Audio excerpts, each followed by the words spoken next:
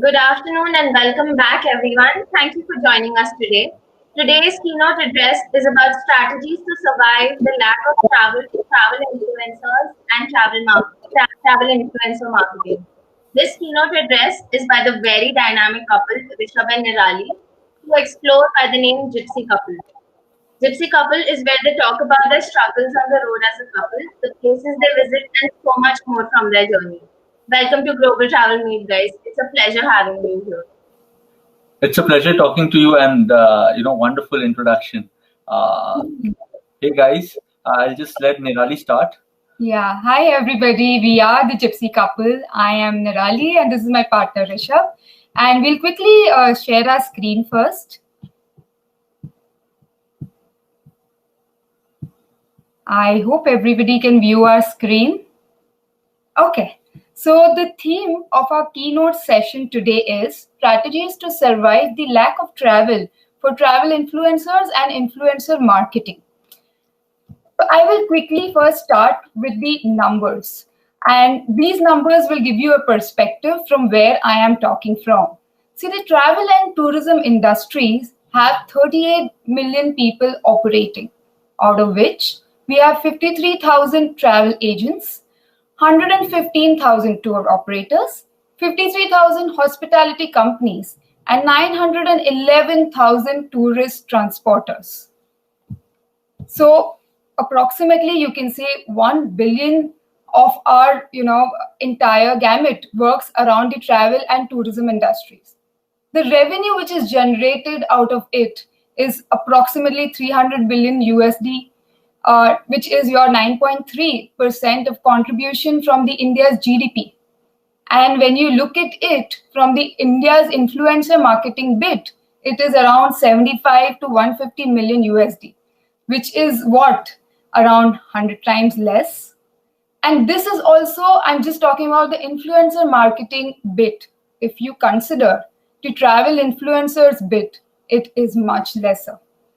So what do you think? I mean, why have I come up with these figures first? The reason is we want you to see and realize that how small or how minute is the travel influencers bit in this entire tourism industry. And this leads us to the question that is now the lack of the travel, will that affect us strongly? These figures that we depicted were from 2019, and things have moved down instead of moving forward in 2020. So this session, we're going to keep it really interactive in terms of, we sharing strategies with each other. We'll keep it really open-ended because we do not consider ourselves as experts for all the strategies. But we definitely, as speakers, would come up with our unique way or our ideas or the way we strategize to move ahead in this present scenario. So the strategies that work for us may or may not work for another travel influencer. And that is why we are thinking that we will together list down these strategies together. Initially, we will come up with our own ideas and our own pointers, and rest, it will be taken forward in the Q&A session and in the feedback session, where we would love to hear from you all that what do you think, what are the strategies do you feel will work in a situation like this. Secondly, for our presentation today, we have really made it in a form which is more interesting for our viewers. We've not just kept pointers and text for our PPT. In fact, we have come up with haikus. So your haikus are it's like a poetry in English, definitely, but it's more popular in Japan, wherein they have around 17 syllables, in which there are 3 lines, and each line would have, say, a 5-7-5 combination, which depicts, we feel it will give us a very close relation to what we really want to speak today, and it will be a fun way of sort of interacting with you all. Towards the end, we also want to hear from you all that how did you feel these haikus are. The first one is already there on your screen to view. So coming back to our main topic, the ideation of these strategies and the implementation of these strategies, as I said, would differ. And especially in this particular scenario wherein we are all sort of struggling to get the right strategy in place, what we have done for our presentation today is we have divided the strategies or the ideas into three bigger chunks. So the first segment being built, the second one being learn, and the third one being evolve. And definitely for each travel influencer, it will be different. You can consider this as a 3-step process, or you can consider this to be 3 different ideas. It will depend how you would implement it in terms of how long have you been in this industry. Are you a travel influencer who's just started off, or are you the one who has been in this industry from a very long time? So that would definitely make a huge impact as to which one you would go for. But let me tell you guys that we as travel influencers are a very small segment from this entire tourism industry. And yes, a small segment, but a really strong one to impact. And we have to make a stronger impact in this coming forth 2020 and onwards. So I will now give it to Rishabh to take it forward from here. So, hey guys, and thank you, Nirali, for building the foundations for the next part that I'm going to take over. So, coming to the facets that Nirali has, introduced, which are build, learn, and evolve. I start with the first one, which is build. When you talk about building anything, be it a structure, be it a career, be it a relationship, there is the essential part of building something is laying the foundations for it. So when I talk about foundations would differ from piece to piece. It could be something as trivial as your education, if you're talking about career. It could be something as a more evolved kind of a thing where we are talking about trust when you're talking about laying foundations for a relationship. When it comes to travel influencer and travel blogging, the foundations are basically the content that you've created, or perhaps the audience that you've built over the years. So when you're laying foundations for something, you have to keep in mind that you're going to be building something over those foundations, and the foundation has to be strong enough to sustain it, over a period of time. So it is important that the foundations itself are robust. Why am I talking so much about the foundation? Is because for any travel influencer or travel blogger worth their salt, it is the content that speaks the most. It is the content that creates the impact, that draws in their audience, and the foundation on which future monetization could be based on. So coming to what you do with the foundation is very simple. So over a period of time, from our personal experience as well, we found that once we return from a trip, there are several content pieces that we've planned for but never have gotten time to get to, and because one trip leads to another, there is always work to be done, there is always calls to be made, there's always something or the other happening in our lives, which makes it difficult to go back to those things and really come up with something which we had envisaged at that point of time. So what happens is, what we feel is that this is the perfect time when no travel is happening. There is little less on our plates than usual, which gives us the time and the bandwidth to get back to those things which are pending as well. It could be articles, it could be videos, it could be simple things like updating those previous articles that you've written. When I say updating those articles, it could be making it more relevant to the current scenario. It could be updating facts which have changed, or lending a different perspective because of what you've encountered or what you've learned over the period of time after the trip, after you've written the articles.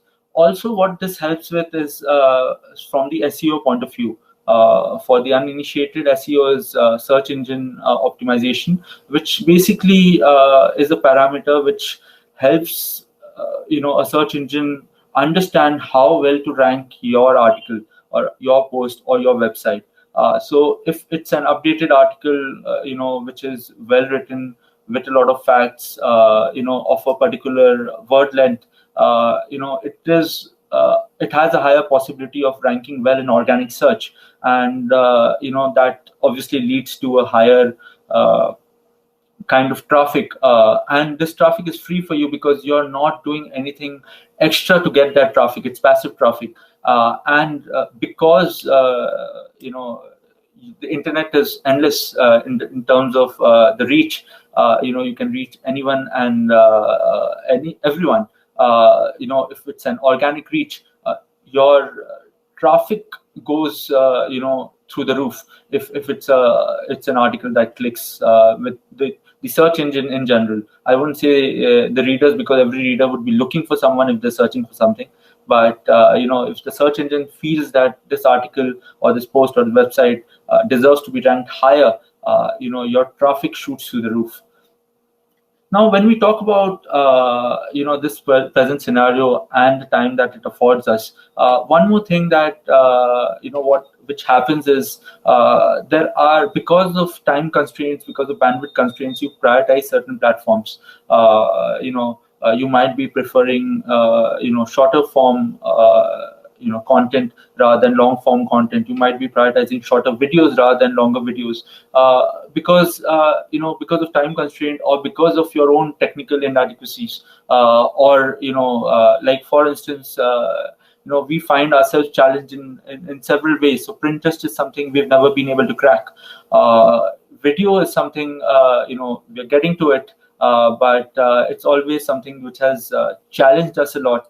We've always found ourselves lacking, lacking not in terms of the output, but lacking in terms of our own approval of the content that we've churned out, and that's why we've never gone on to YouTube. And always we've prioritized something like an Instagram, because photos is something we feel speaks really well, and long form content is something which we consider we do well. So newer platforms, or for example, newer features on old platforms. So Instagram Reels is something which is very new and brought about by something which TikTok never thought would happen. The current scenario has contributed to this newer feature being introduced, and in a big way, people have been getting onto it, just because there is no alternative. There are plenty of alternatives, of course, but none with the captive audience as big as Instagram. So the platforms itself also lend you several new opportunities to reach a new audience, or build a new audience, basically.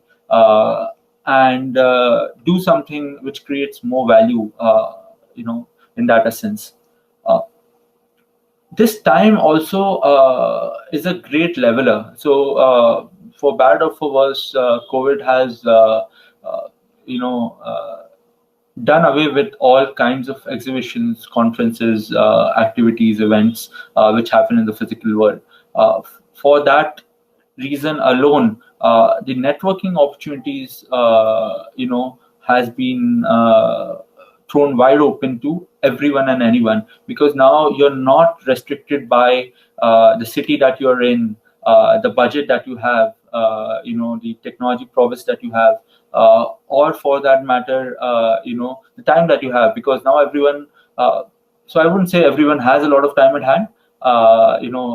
We've managed to keep ourselves pretty busy, but the usual things on our plate have changed. This affords us a lot more time to meet new people, collaborate with people, talk to new people, and build new relationships, which may or may not lead to something, but at least you've made new connections. At least you're not in a position to complain right now that we were not given that opportunity, where we could go and attend, say, an ITB in Berlin, or for example, our own SATE or OTM in India. where we now you can just directly mail someone, talk to social handles, try to figure out, if a meeting is possible virtually, and draw up a plan which, is a win-win situation for everyone concerned. So yes, totally. I mean, I really liked whatever Rishabh spoke, but just to add on to it, for a building, to create a structure, the base, the foundation is so very important. And when you think of building another level to it by coming up with something new, if your base or your foundation is a little weaker, I feel this is the right time to make that foundation strong in terms of SEO, or all the stuff that technically that Rishabh mentioned. I think even networking serves a very strong True, foundation. very true. Yeah. So another haiku out here. So the second point, or the second strategy that we want to talk about, which actually is can be also taken as a second stage to the strategy, as a whole, is to learn. So the image that we get when we're talking about learning of any form is of a classroom. We've all got fond or possibly not so fond memories of schools or colleges, maybe a workshop or a training that you attended if you were ever part of the corporate world. The learning has always been an essential part of growing up, at least for most of us.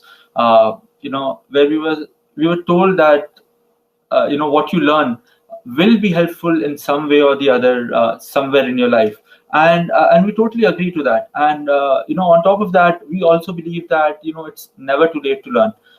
It's never too humbling to learn as well. Whatever stage of life you are in.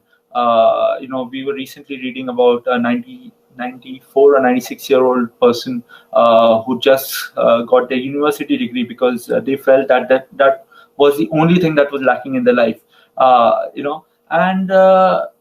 Whatever stage of life you are, there is always a possibility to learn, a possibility to grow when it comes to the knowledge that you take in.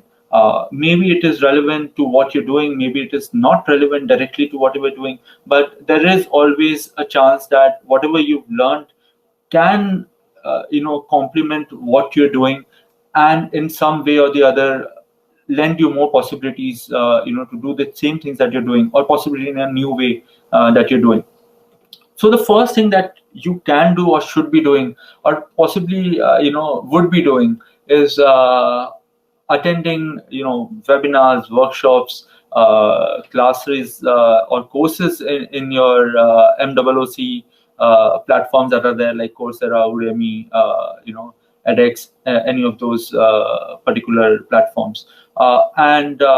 Right now, currently, everyone wants to share their knowledge. Everyone wants to share their opinions. Everyone wants to share their expertise, and it's a good way to use this time, because the expertise of a particular person is not limited to what they've been doing alone. It's also a part of the things that they've been exposed to in the time that they've been doing. So why not borrow their expertise? So not all webinars are created equal. Not all workshops are equal.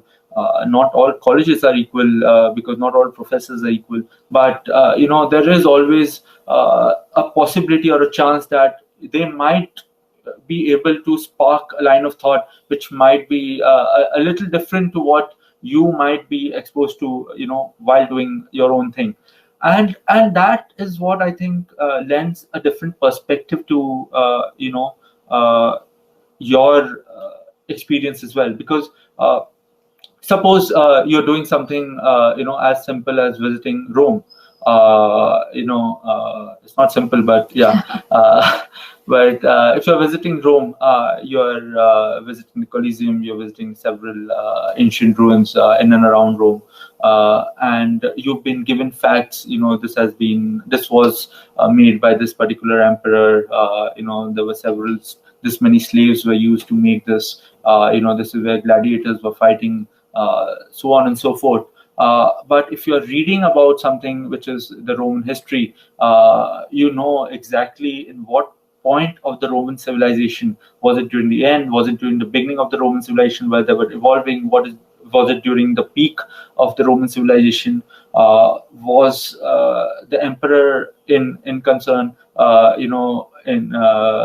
influenced by something which led to creating this particular, different monuments which are there. So that sort of a perspective, the context of a particular thing is something which cannot be gotten from, say, a basic secondary research or on ground fact filing. And that is the kind of perspective which people will learn to respect. If you include that in your content as well, because then you're providing value which is unique to you. And that perspective will differ, of course. There might be hundreds of people reading about the same thing, attending the same courses, but everyone will have a different takeaway, and that is what makes each perspective pretty unique. And that's why a lot of people like reading about editorials, like reading op-eds, because that is a perspective of the author. What they are thinking while writing this.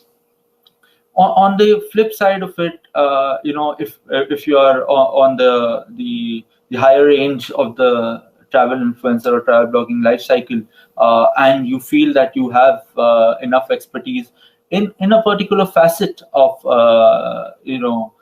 travel blogging or travel influencing, is a particular platform or maybe an SEO or something as simple as travel writing. I think there was a session conducted by Divyakshi on travel writing earlier. So you can share it via workshops, via webinars, via certificate courses. I've come across a few travel bloggers who've run certificate courses with different institutes, where they're creating a curriculum which is curated, bringing in other experts in the field, and creating a wholesome project which actually adds value to whoever is attending that particular certificate course.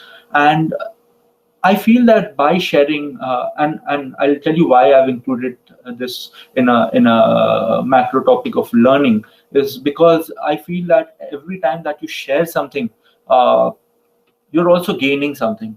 Because once you start sharing what you've experienced, you also start discovering newer facets or newer perspectives or newer sides to whatever things that you're sharing.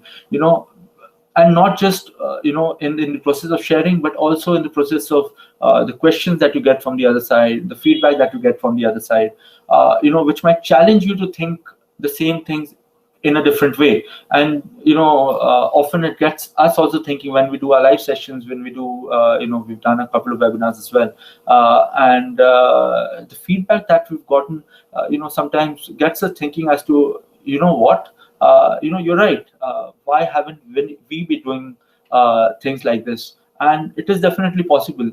I always feel that somehow we are always constrained by our own selves. We are not constrained by the situation. We are to a certain extent, but most of the shackles that we have are our own.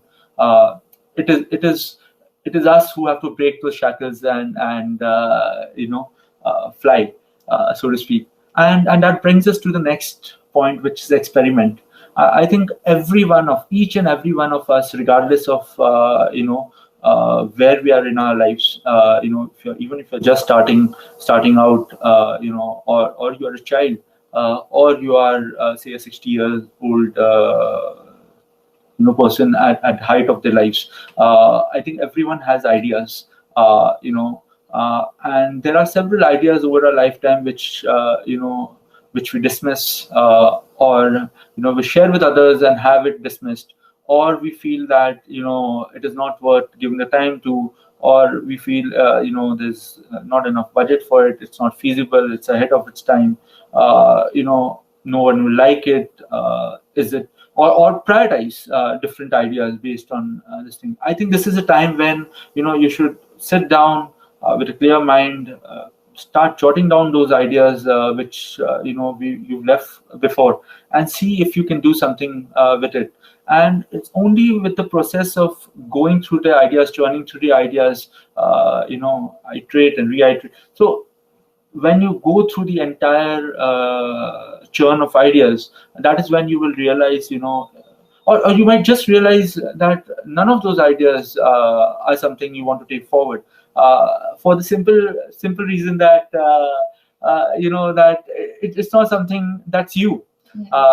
It's just inspirations that you've drawn over a period of time. But maybe again going back to the second point where I'm saying, conduct certain webinars and workshops. Why not conduct a webinar or workshops on what not to do?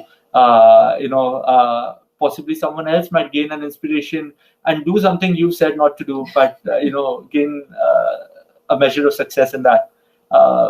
I think that is something which should be a part of not just travel influencer and travel bloggers life, but life in general. Because unless you work on your ideas that you have, you will never know whether or not it is meant to be. So yeah.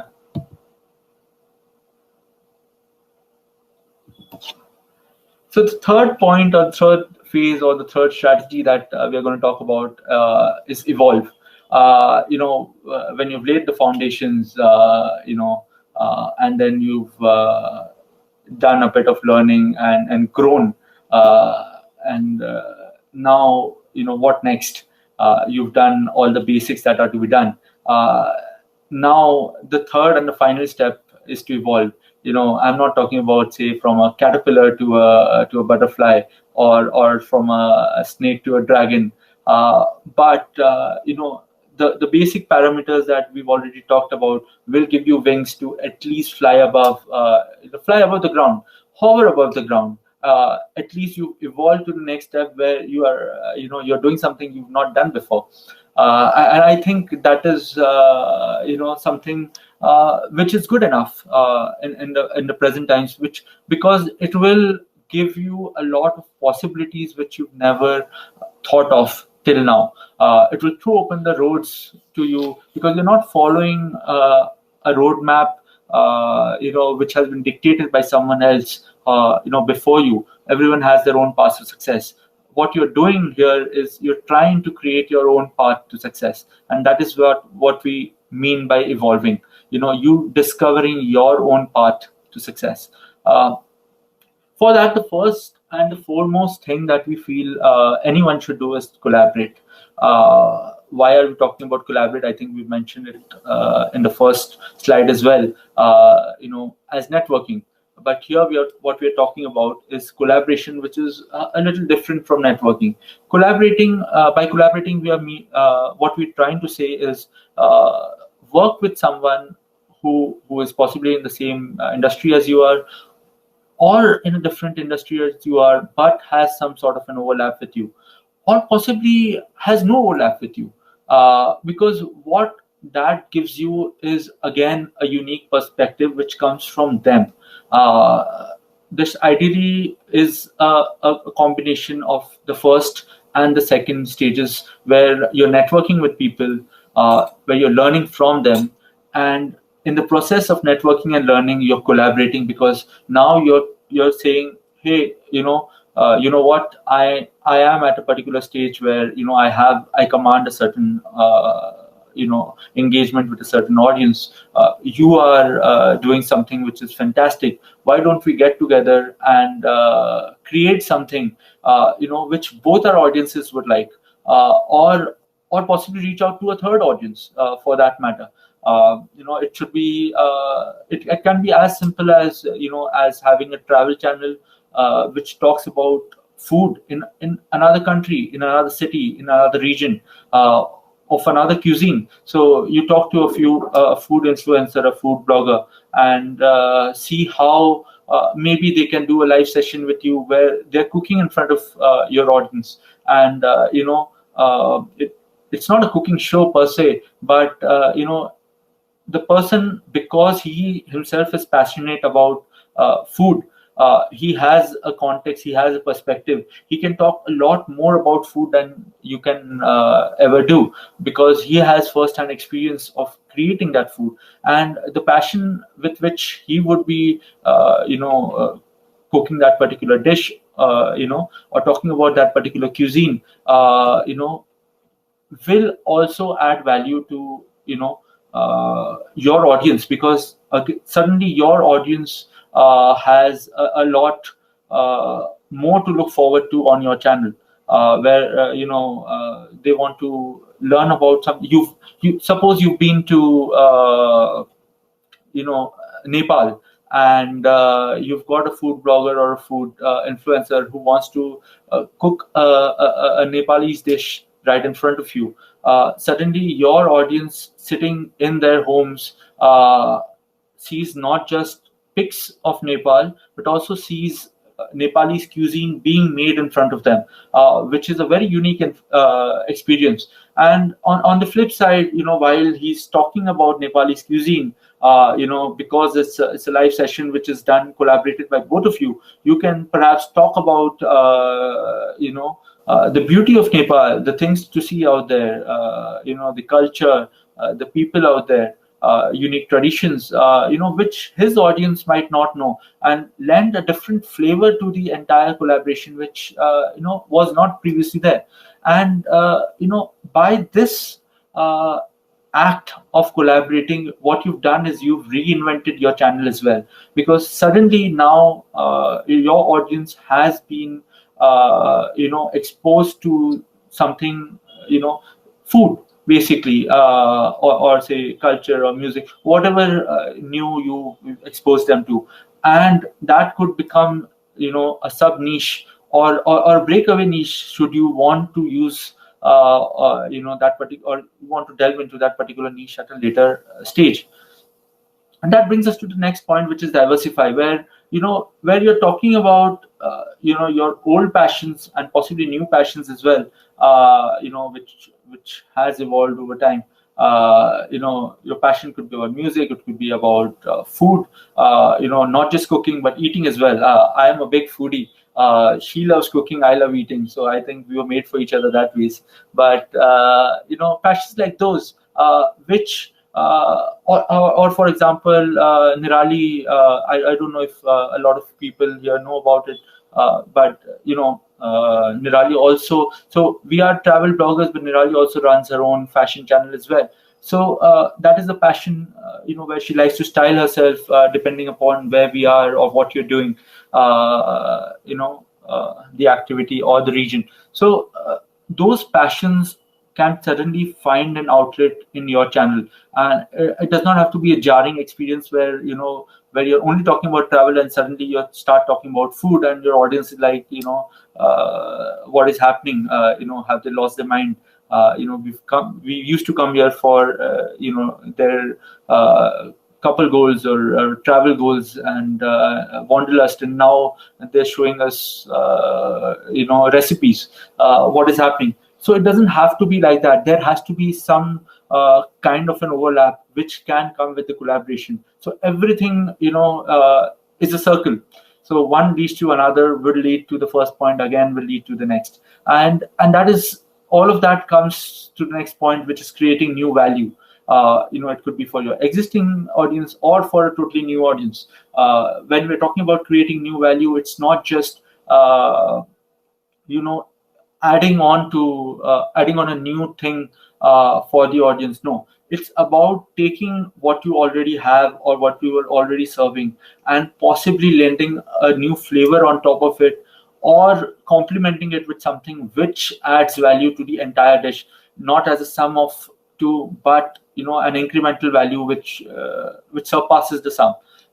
And there are over the last 4-5 months, while the pandemic has been happening, while we were under lockdown, while the travel was shut, we've managed to interact with a lot of other influencers in various categories, be it over webinars, be it over Zoom calls, be it over forums. And one thing which has been a constant in our discussions is how do we add more value to our audience, because now everyone is online because there's nothing else to do. You're done with binging on shows, you're done with watching webinars, you're done with reading stuff, you're done with so for example, we love playing board games, so you're done with board games. So how many board games a day can you play? So then what next? And this is where you create new value. So it could be something as simple as talking about a hyper local niche, which is in and around your neighborhood, in your city. Something as simple as the birds which are frequenting your courtyard or your terrace or your balcony. It could be as simple as the sunsets that you see on a daily basis, because the seasons are also changing. The pandemic happened. It happened a long time back, but the repercussions started happening in India in early March, which was still late winter, early spring. Then we went on to summer. Then we went on to monsoon. So you've seen three seasons changing. So could you maybe talk about that?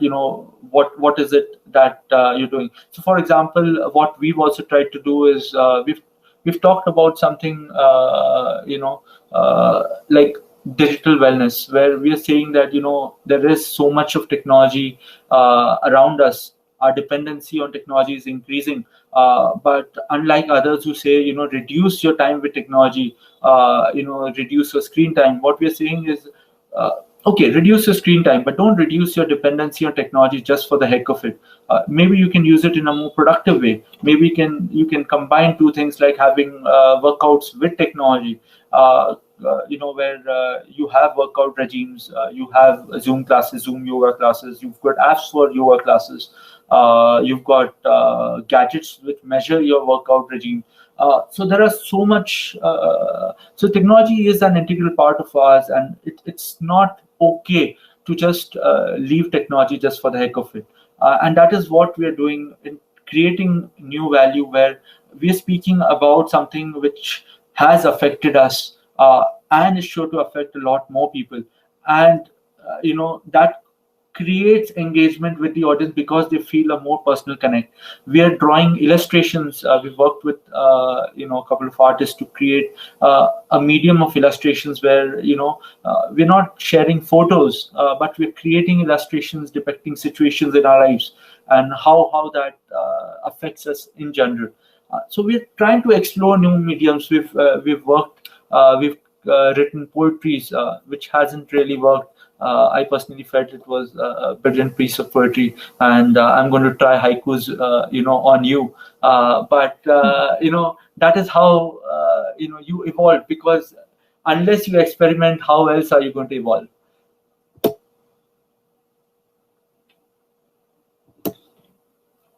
So all that is fine.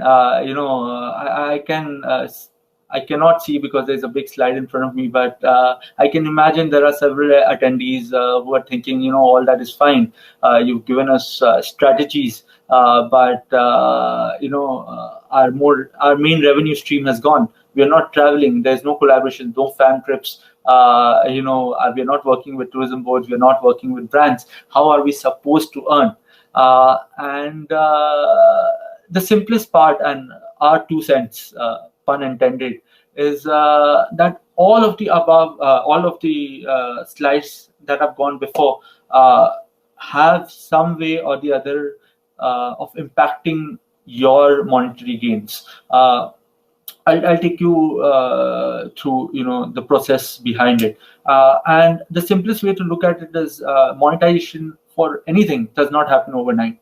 It takes time to build, and it takes time because there is a certain amount of trust, a certain amount of expertise that you build, and trust that you get from whoever is paying you, and only when those two come together is when you start monetizing anything. It's not like tomorrow you suddenly you say, I want to become a fashion blogger, and I'll just wear a few great clothes, have great photos clicked, and I'll become a fashion blogger. I don't think that works. It works to a certain extent if you are an Aishwarya Rai, your beauty speaks for you, or if you're a Milan Soman, for that matter. But for most of us, there has to be an expertise, a value that is being created, and for readers, audiences, or brands, to come to us saying that, why not try our brand, because I think our brand looks good on you, or our brand would connect with your audience, or what you're writing about, how you're using our brand adds value to it. We've never thought about it this way, and that is what leads to the monetization bit. If you're learning, if you've created an expertise, if you've thought of a new idea altogether, why not do webinars on it? We give you a very fantastic example for a workshop where you're going through 20 ideas and telling people how not to do stuff. You can always forward us our royalty on that, but that is for later. But the thing, courses, you can do courses, you can tie up with institutes to do certificate courses. As I said, there are a few possibly in attendance as well who are doing that. And so there is a lot of possibility, and that possibility will be unique to you, because your journey is your own. It is not our journey. So how we monetize our blog or our platforms might not be the ideal way for you to do it. The process of discovery will happen, or will have to happen, through yourself. The monetization bit is something we can discuss later in the social lounge or in your questions as well. The last point that we want to talk about is growth. I think every one of us at some point or the other have been challenged with the issue of growth, because the initial growth for some is difficult, for others is much easier. Then everyone reaches a patch where there is exponential growth, and then they level out, and then they start thinking about how to grow more. But the thing is, and the question that anyone that has given us a feedback, we've asked the same question to everyone. What is the yardstick by which you measure growth? Is it simple numbers that you're talking about? Is it the reach, the number of engagements that you get, the number of viewers that you get on your website, on your channel? Is it likes, comments? What are you terming as growth? Is it growth in terms of the content that you create? Is it growth which is a year-on-year growth, which is or perhaps a pre-COVID, post-COVID kind of a growth, or possibly what we would like, or what we do personally is a new idea, a pre-idea, post-idea kind of a growth, where we give a new idea 3 months, or an adequate time for it to come on its own, and then see whether or not it's worked for us. So how you manage growth will depend a lot upon how you perceive the growth as well. So if it is totally in numbers, there is a significant difference in how you would perceive your growth, rather than the evolution part that we talked about, where you're adding real value to whoever is coming to your website or your channel, where the value has grown, your audience hasn't, but your audience has become something which are hardcore loyalists. So now they're not going to move away from you. They're going to stick to you because they feel that the value that you provide is not going to be given by someone else. You going viral to get the millions of followers is not going to happen overnight. But if you have a hardcore loyal audience with you, you will find everything a little bit more easier in working towards your end goal, whatever that is, whether it is monetization, whether it is reaching a particular short-term, long-term goal that you have in mind. And it is important to be realistic when you think about growth, because at the end of the day, growth is relative. it's not something which is essentially you reach 1,000 and that is your growth. You reach 10,000 followers or likes or comments or whatever is that is growth. No, it's not. You can be moving an inch, but that could be a big growth in terms of your mindset, in terms of the value that you create, in terms of your audience, and that is what should matter in the longer term. And I think that is a strategy which you should adopt. When you're talking, when in everything in life, not just when it comes to your career in travel blogging or travel influencing, because once you think or you start perceiving growth as it should be, not in terms of absolutes, but in terms of relatives, or in terms of a larger roadmap, that is when you know for a fact that you've achieved something in life. And we would like to close this session with this wonderful quote. It drew a small laugh from us, but it depends on when you perceive it. So yeah. So we would like to. Hi. Yeah, I think we can take the Q&A. Hi. Yes, we have a lot of questions pouring in for you guys. Can you guys hear properly? Am I audible? Yes. Now we can. Yeah, I can hear you now. Yeah. Okay, great. Yes. So the first question and the most voted question by Srinath says, how can you become a travel influencer?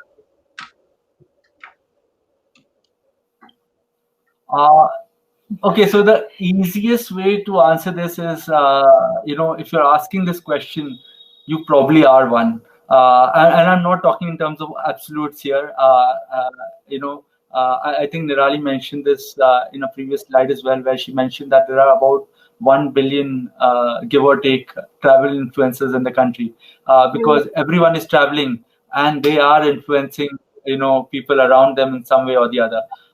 If you're looking at it from a professional, from a career viewpoint, there are a lot of things to keep in mind, which is a lot to do with your passion as well, and how far you want to take it as well, because you only become an influencer, and this is a very personal take on the same, is that you only become an influencer when you are influenced a great deal by it. So if you have that kind of a passion about a particular thing, and that is the only time or the only way that you can communicate that passion and influence others. So only when you feel that, you personally feel a strong connect or a strong liking to a particular place, that you can talk about a particular place in a way that influences others to go and visit that place.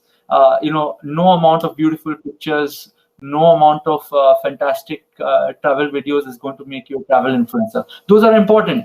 Those are basic things most people are doing. So, those are standards, industry standards, so to speak. But that does not really, make you stand apart.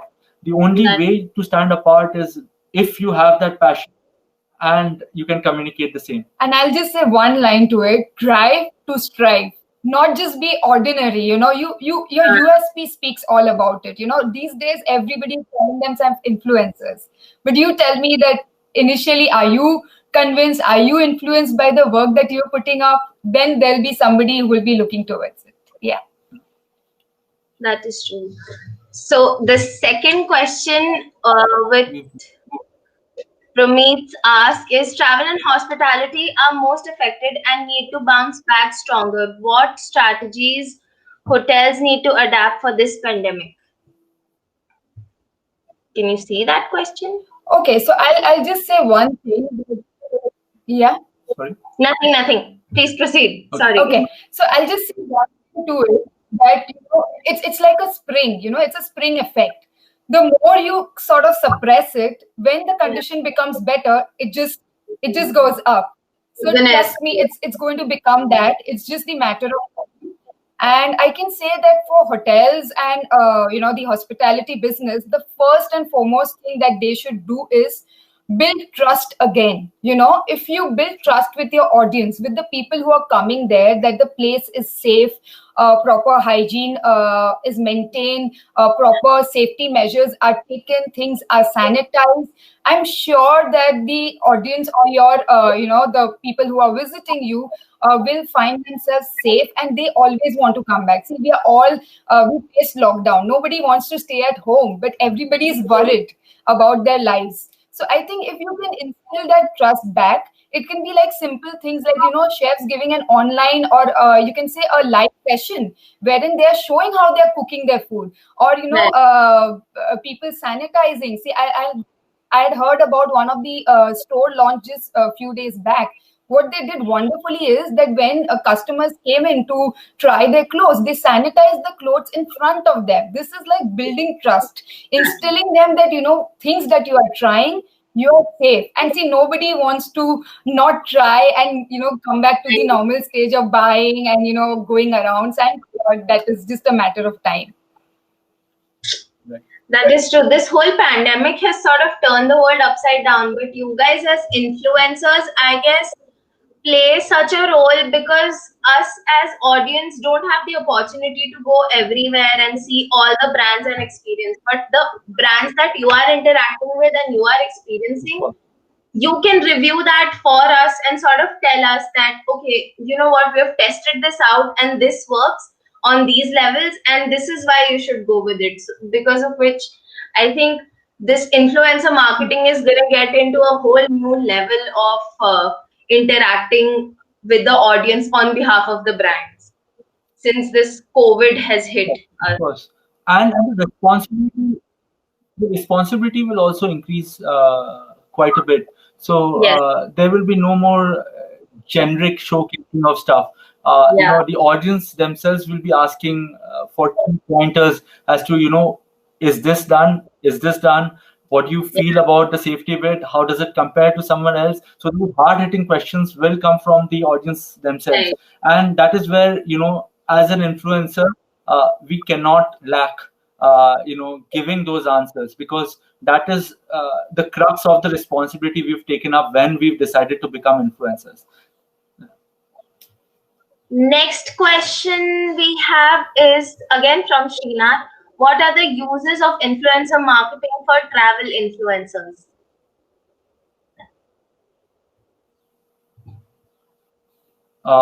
What are the strategies? The strategies of travel influencers, same as influencer marketing. That one. Scroll to the top of the question bank.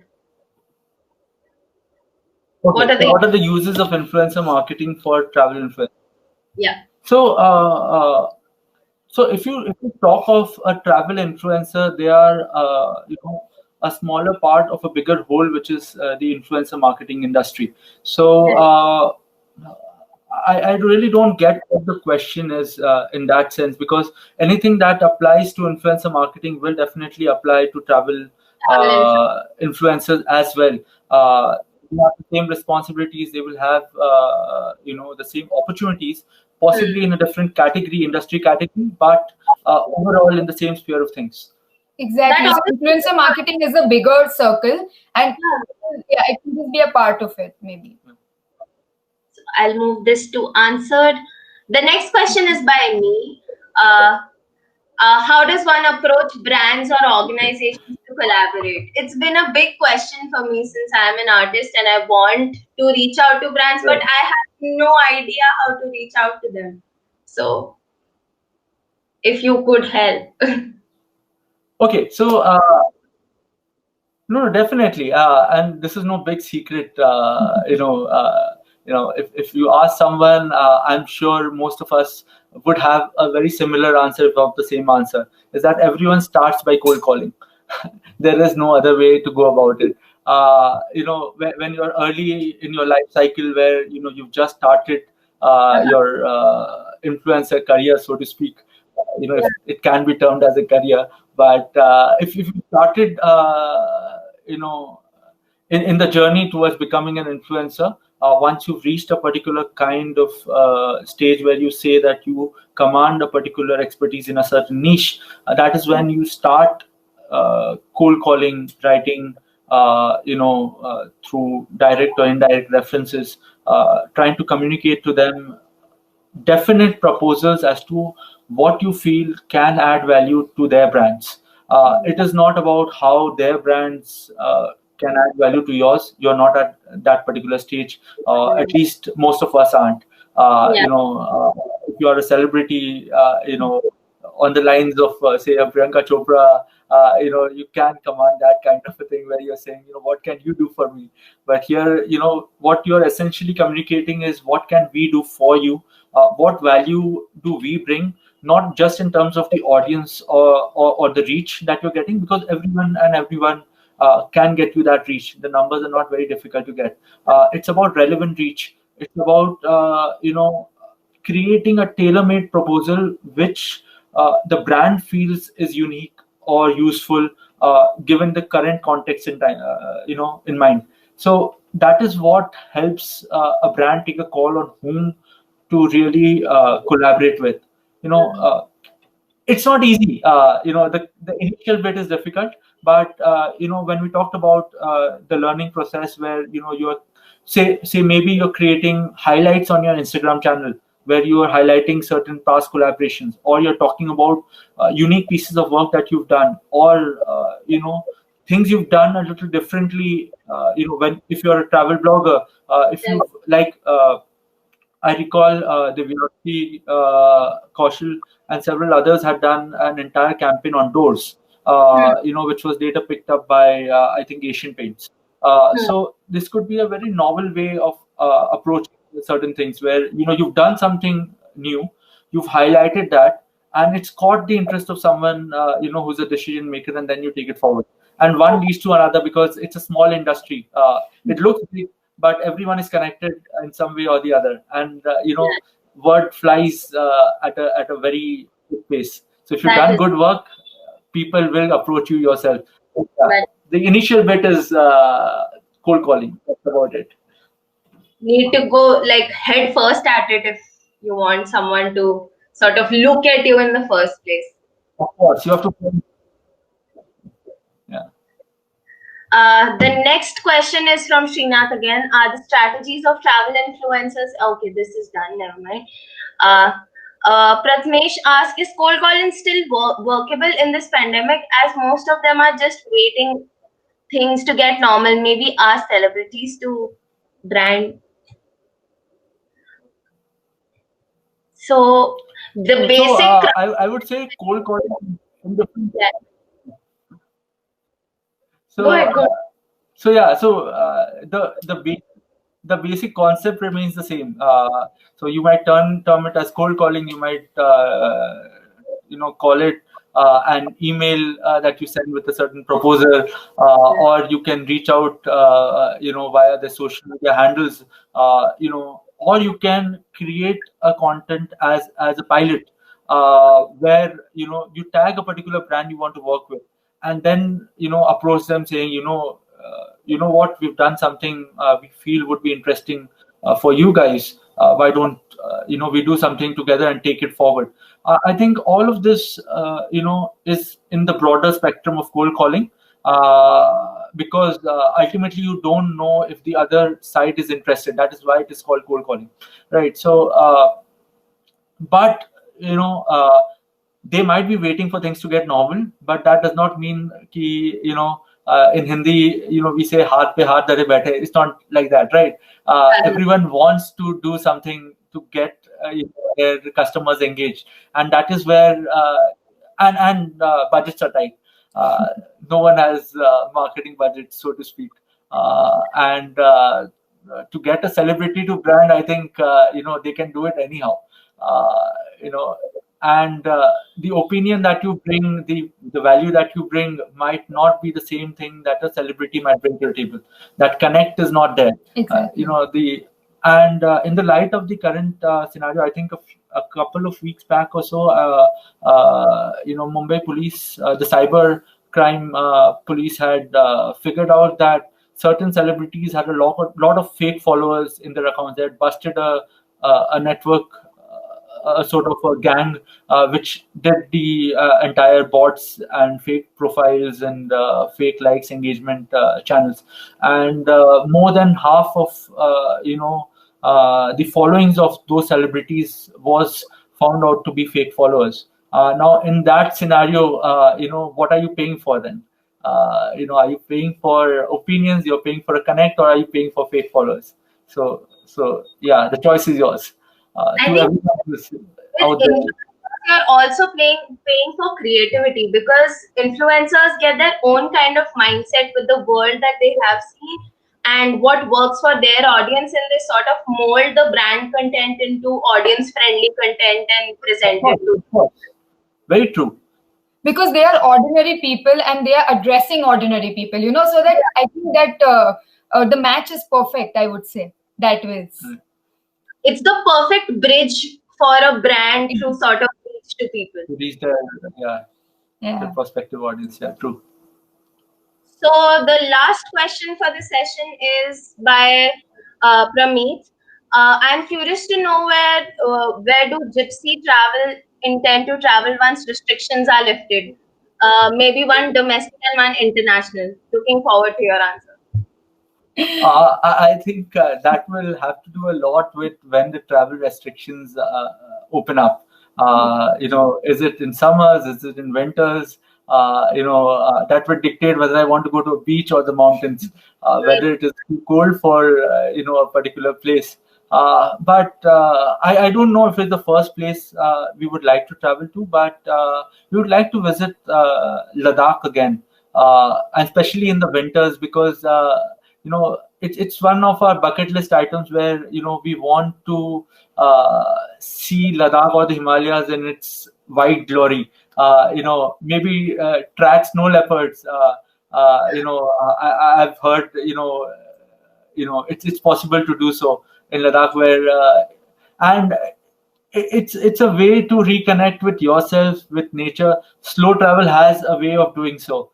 In this fast-paced life, I think the silver lining to this pandemic has been, it's allowed us to slow down again, where we've again rediscovered familial connections. We're spending more time with family. We're connecting with old friends, which for personally, I've spoken to a few friends I've not spoken to in decades. Childhood friends I've lost touch with, and the slowing down has allowed us to explore new ideas as well and reinvent. Let's see how it goes, but so fingers crossed. Fingers crossed it all opens soon and you see that snow leopard, because I'm really excited for you to go to Ladakh. Yeah. Amen to that. Well, that brings us to the end of our session. Thank you so much for a great talk. It was really insightful, really fun. I hope everyone enjoyed it. The links to the next two sessions are available on the attendee schedule link. You can go check it out there. And if you guys want to ask Rishabh and Nirali any questions any further, they'll be available in the social media area, and you can chat with them. They'll put their table numbers and you can ask them questions one-on-one, meet them, or just tell them if you like their work. See you guys in a bit. Great. Thank you so much for coming. Thank you. Yeah, same to you. You've been a great host. Thank you. Thank you.